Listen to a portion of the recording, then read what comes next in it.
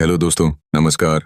मेरा नाम है विशाल और आप लोगों का बहुत बहुत स्वागत है थ्रिलर मंडे के यूट्यूब चैनल पर। उम्मीद करता हूं कि आप लोग बहुत अच्छे होंगे। आज की कहानी एक ऐसी मर्डर मिस्ट्री है जो लगभग पिछले 75 सालों से एक पहेली बनी हुई है। पुलिस को आज भी उस मुजरिम की खोज है जिसने इस कत्ल को अंजाम दिया। न जाने कितने ही जय हिंद दिमाग, पुलिस अफसर, डिटेक्टिव और यहाँ तक कि अमेरिका की सबसे बड़ी इन्वेस्टिगेशन डिपार्टमेंट FBI के कई अफसरों ने इस मर्डर मिस्ट्री को सुलझाने की कोशिश की, पर कोई फायदा नहीं हुआ। वो कातिल कौन है, ये आज 75 सालों बाद भी एक राज बना हुआ है। आज की कहानी एक ऐसी लड़की के कत्ल की कहानी है जिससे जिंदा रहते वह कामयाबी, वह शोहरत हासिल नहीं हुई जिसकी वो हकदार थी और जिसके लिए वह कोशिश कर रही थी, जो उसे उसकी मौत के बाद हासिल हुई। दुनिया में बहुत ही कम ऐसे केस हैं जिन्हें मीडिया ने इतनी तवज्जो दी कि लगातार 4 महीनों तक उस खबर को हर अखबार के फ्रंट पेज पर छापा गया। अमेरिका की 22 साल की ऐसी लड़की की कहानी है जिसका सपना था कि वह हॉलीवुड में काम करे और एक कामयाब एक्ट्रेस बने। यह कहानी अपने आप में अलग इसलिए भी है क्योंकि इस केस की छानबीन के दौरान अलग अलग वक्त में लगभग 60 लोग पुलिस के पास आए और कहा कि यह कत्ल मैंने किया है। यह भी एक हैरानी वाली बात है। बात 1947 की है, जिस साल हमारा देश आजाद हुआ। 15 जनवरी 1947 को करीब सुबह 10 बजे बेटी बर्सिंगर नाम की एक महिला अपनी 3 साल की बेटी के साथ लॉस एंजल्स के लिमर्ट पार्क नाम के इलाके से गुजर रही होती है तो चलते चलते उसे अचानक अपनी साइड की झाड़ी में एक लड़की लेटी हुई नजर आती है। उसे कुछ समझ नहीं आता तो थोड़ा और करीब जाकर देखती है तो उसे एक बेहद ही खूबसूरत एकदम सफेद लड़की नजर आती है। उसे लगता है कि वहां कोई पड़ी हुई है जिसे किसी ने वहां लाकर फेंक दिया है। तब वह थोड़ा और पास जाकर देखने की कोशिश करती है तो उसकी चीख निकल जाती है और डर से बदहवास होकर वहां से भागती है। उसकी वजह यह थी कि उसने जो वहां देखा वह यकीन करने लायक नहीं था। उसने देखा कि झाड़ी के पास एक लड़की है जो लेटी हुई है। उसके सिर से कमर तक का हिस्सा अलग पड़ा हुआ है और कमर से नीचे का हिस्सा वहीं पर दूसरी जगह पड़ा हुआ है, यानी एक डेड बॉडी के 2 हिस्से वहां पड़े थे, पर अलग अलग जगह पर। उसको जिसने भी मारा था उसने उसके शरीर के 2 हिस्से कर दिए थे। सिर से कमर तक का हिस्सा एक तरफ और कमर से नीचे का हिस्सा एक तरफ। उसके बाद वो महिला फौरन वहां से भागती है और पास के घर से जाकर पुलिस को कॉल करती है। उसके बाद लॉस एंजल्स पुलिस डिपार्टमेंट वहां पहुंचती है। लाश को देखने के बाद वहां की पुलिस भी दंग रह जाती है। उस लाश की एक खास बात यह थी कि उस लाश के 2 टुकड़े तो किए गए थे मगर खून का एक भी बूंद वहां पर नहीं था। लाश के शरीर पर एक भी कपड़ा नहीं था और उसकी छाती और जांघ पर कई कट के निशान थे और उसके चेहरे पर होंठ के कोने से लेकर कान तक दोनों तरफ कट का निशान बनाया गया था, जैसे कोई स्माइली फेस बनाने की कोशिश करता है। उसके घुटने पर से भी एक मांस का टुकड़ा काटा गया था, जो बाद में इन्वेस्टिगेशन में पता चला कि ऐसा उसकी पहचान छुपाने के लिए किया गया था क्योंकि वहां पर एक गुलाब का टैटू बना हुआ था।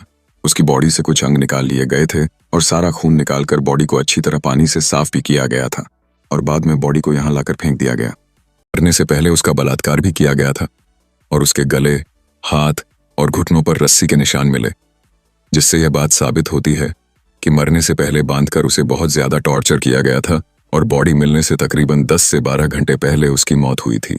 पुलिस ने छानबीन शुरू की तो जो सबसे पहले उनका मकसद था वो थी लाश की पहचान करना, पर उसमें ज्यादा टाइम नहीं लगा और सिर्फ 60 मिनट के अंदर उसकी पहचान सामने आ गई। और उसके 2 कारण थे। पहला कि उसने एक बार किसी आर्मी विंग में जॉब के लिए अप्लाई किया था और दूसरा कि 1943 में उसे एक बार पुलिस ने अंडर एज ड्रिंकिंग के लिए अरेस्ट किया था। तब उसकी उम्र 19 साल थी, क्योंकि अमेरिका के कानून के मुताबिक आप जब तक 21 साल के नहीं हो जाते तब तक आप ड्रिंक नहीं कर सकते। उसके बाद उसे वार्निंग देकर और कुछ फाइन देने के बाद छोड़ दिया गया था। तो पुलिस के पास उसके सारे फिंगरप्रिंट्स और डाटा उनके रिकॉर्ड्स में मौजूद थे। उसके बाद उस लड़की की पहचान सामने आती है। उस लड़की का नाम था एलिजाबेथ शॉर्ट, 22 साल की एक बेहद ही खूबसूरत लड़की। उसके बाद यह खबर पूरे अमेरिका में आग की तरह फैल गई। हर न्यूज़पेपर के फ्रंट पेज पर लगातार 4 महीनों तक यही खबर छपी। उसकी पुलिस ने और छानबीन की तो पता चला कि एलिजाबेथ का जन्म 1924 में बोस्टन में हुआ था और वह 5 बहनों में तीसरे नंबर की थी। इसके पिता क्लियो शॉर्ट एक गोल्फ पार्क में काम करते थे। जब एलिजाबेथ 5 साल की थी तब इसके पिता ने इन लोगों को छोड़ दिया और लॉस एंजल्स चले गए। इसके बाद इनकी माँ फोएबे शॉर्ट ने अकेले बच्चों को पाला। पिता के जाने के बाद इन लोगों का बचपन बहुत ही गरीबी में गुजरा। कभी कभी इन लोगों के पास खाने के लिए खाना भी नहीं होता था। बचपन से यह एलिजाबेथ का सपना था कि वह बड़ी होकर एक एक्ट्रेस बने, क्योंकि वह बहुत खूबसूरत थी, या फिर आर्मी के लिए काम करे। इसलिए उसने 15 साल की उम्र में आर्मी में जॉब के लिए अप्लाई भी किया था। जब वह 15 साल की थी तब एलिजाबेथ ने अपने पिता को एक लेटर लिखा और उनसे पैसे मांगे। उसके पिता उसको पैसे भेजते हैं। फिर उसके बाद वह कैलिफोर्निया चली जाती है अपने पिता के पास। पर फिर उन दोनों की बनी नहीं और एलिजाबेथ ने अपने पिता का घर छोड़ दिया और वहीं वेट्रेस का काम करने लगी।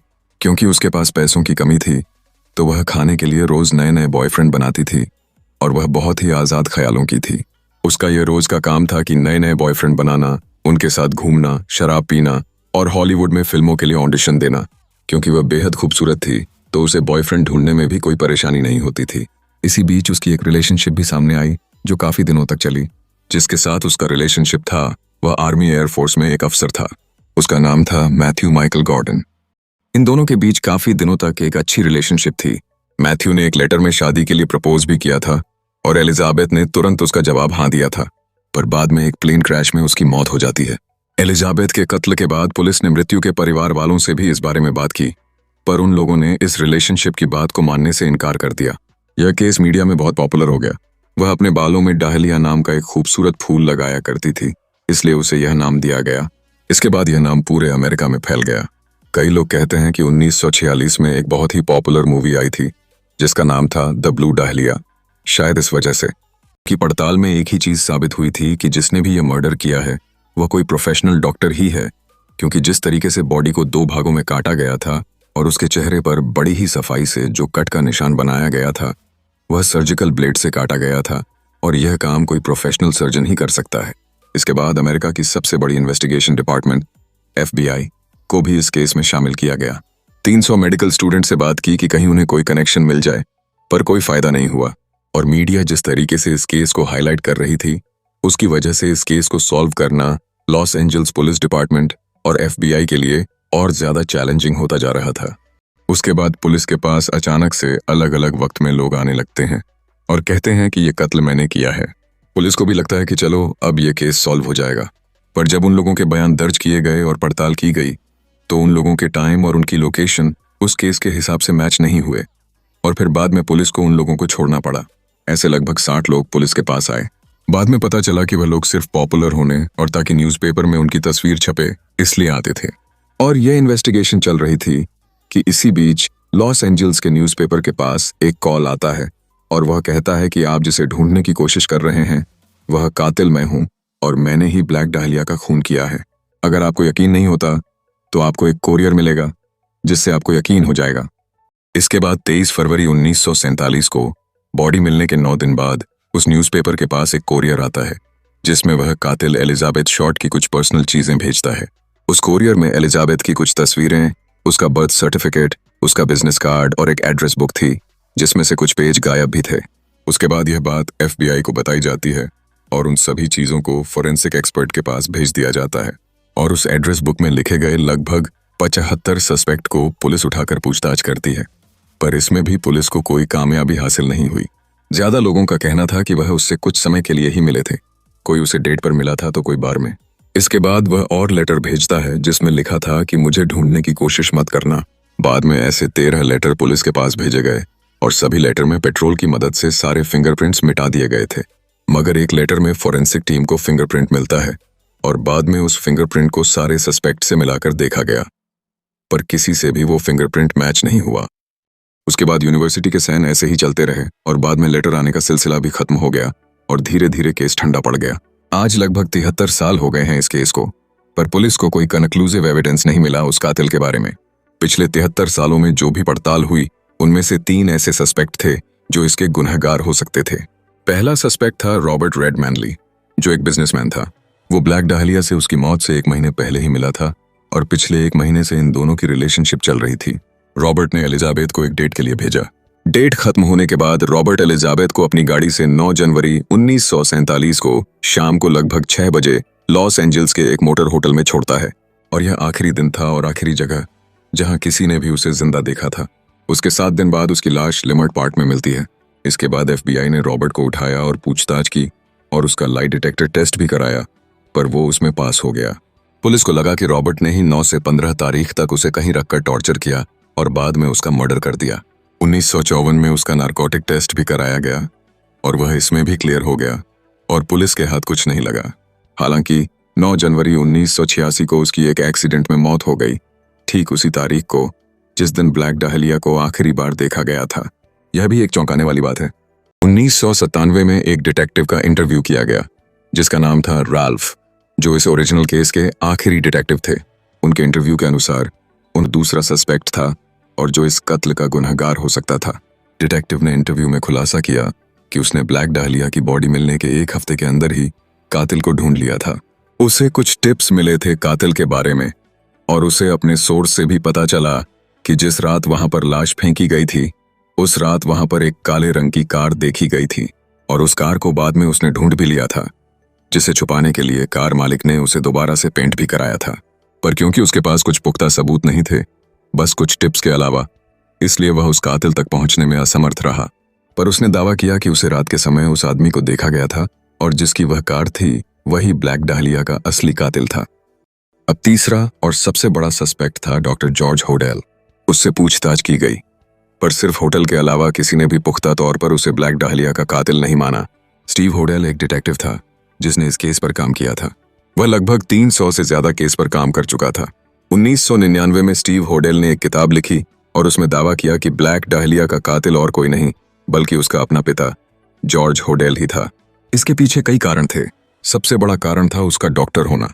उसका पिता एक बहुत ही अमीर डॉक्टर था और लॉस एंजल्स में उसका एक अपना प्राइवेट क्लिनिक भी था।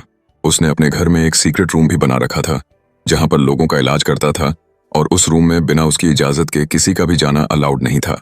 हालांकि वह एक प्रोफेशनल सर्जन नहीं था, पर उसने कई मेडिकल कॉलेज से सर्जन बनने की ट्रेनिंग ली थी। 1991 में उसके बेटे को उसके सामान में से 2 तस्वीरें मिली थीं जो उसे लगता था कि वह ब्लैक डाहलिया की फोटो हैं। बाद में उन फोटो को फोरेंसिक एक्सपर्ट से दिखाया गया तो उन्होंने 75% तक दावा किया कि यह उसकी फोटो नहीं है। पर 2014 में एक अलग एक्सपर्ट ने फेशियल रिकॉग्निशन सॉफ्टवेयर की मदद से साबित किया कि 90 से 95% तक यह एलिजाबेथ शॉर्ट की ही तस्वीर है। यह फोटो मिलने के बाद स्टीव होडेल ने इस केस के बारे में और ज्यादा छानबीन की तो उसे पता चला कि उसके पिता जॉर्ज होडेल और ब्लैक डाहलिया के बीच लव रिलेशनशिप थी और एक बार वो दोनों डाउनटाउन लॉस एंजल्स के एक होटल में साथ भी देखे गए थे। स्टीव होडेल ने दावा किया कि जॉर्ज होडेल ने ब्लैक डाहलिया के मर्डर के 3 हफ्ते बाद 10 फरवरी 1947 को जीन फ्रेंच नाम की एक और लड़की का मर्डर किया था। उसकी मौत का कारण भी बिल्कुल ब्लैक डाहलिया जैसा था और उसकी बॉडी भी एक पार्क में खाली जगह पर मिली थी और उसकी बॉडी पर लाल रंग की लिपस्टिक से 2 अल्फाबेट लेटर BD लिखा हुआ था जो शायद ब्लैक डाहलिया को इंडिकेट कर रहा था। बाद में उसे सबूत को दिखाया गया और काफी एक्सपर्ट ने माना कि वो हैंडराइटिंग से मैच करते हैं जो लेटर कातिल ने पुलिस के पास भेजे थे। एक जगह उसने यह भी दावा किया कि डॉक्टर जॉर्ज होडेल ने 9 जनवरी 1947 को अपने घर की मरम्मत करने के लिए बजरी की कई बोरियां मंगाई थीं, ठीक 1 हफ्ते पहले जिस दिन आखिरी बार एलिजाबेथ शॉर्ट को देखा गया था। और पुलिस के मुताबिक यह बात भी पता चली कि ब्लैक डाहलिया की बॉडी के पास उन्हें कुछ खाली बोरियां भी मिली थीं जो शायद उस लाश को वहां लाने के लिए इस्तेमाल की गई थीं। जॉर्ज होडेल के पास एक काले रंग की 1936 पैकर्ड कार भी थी जो बिल्कुल वैसी कार थी जो उस रात वहां पर देखी गई थी। स्टीव ने यह भी बताया कि जॉर्ज होडेल का एक दोस्त था मैन रे नाम का जो एक आर्टिस्ट था और जिस हालत में ब्लैक डाहलिया की लाश मिली वह मैन रे हुआ और उसकी बॉडी जिस हालत में पाई गई वह क्या स्टीव होडेल की एक छोटी बहन थी तामर होडेल। उसने एक बार जॉर्ज होडेल पर यौन शोषण और बलात्कार का आरोप लगाया था पर सबूतों के अभाव में कोर्ट ने जॉर्ज होडेल को इन आरोपों से बरी कर दिया। उसके बाद 1950 में वह बस गया और ठीक उसके 17 साल बाद 1967 में मनीला फिलीपींस के एक पार्क में खाली जगह पर पुलिस को एक डेड बॉडी मिलती है, ठीक वैसे ही जैसे ब्लैक डाहलिया की मिली थी। ब्लैक डाहलिया और जहां वह बॉडी मिली थी उससे आधा किलोमीटर दूर जॉर्ज होडेल का घर था। वो फिलीपींस में रहा करता था। इसे सिर्फ एक संयोग नहीं कहा जा सकता। बाद में एक न्यूज रिपोर्टर ने भी इस केस को स्टडी करने का फैसला किया तो उसे केस की जो फाइलें दी गईं उनमें सारे सस्पेक्ट की तस्वीरें लगी थीं और जो फोटो पहले पेज पर लगी थी वह थी डॉक्टर जॉर्ज होडेल की। उसे भी पता चला कि जॉर्ज होडेल जब तक अमेरिका में था तब तक पुलिस उसकी जासूसी करवा रही थी और पुलिस ने उसके घर में माइक्रोफोन भी छुपा रखे थे ताकि उसकी बातों को सुन सके। लॉस एंजल्स पुलिस डिपार्टमेंट ने लगातार 40 दिनों तक जॉर्ज की बातें सुनी थीं पर उस रिपोर्टर को वो रिकॉर्डिंग्स वहां नहीं मिली। बस उसे एक रिकॉर्डिंग क्लिप मिली जिसमें उसने जॉर्ज होडेल को यह कहते पाया कि मान लो कि ब्लैक डाहलिया को मैंने ही मारा है, पर वो इसे कभी साबित नहीं कर पाएंगे क्योंकि उसके लिए उन्हें मेरी सेक्रेटरी से बात करनी होगी और अब वो उससे बात नहीं कर सकते क्योंकि वो तो मर चुकी है।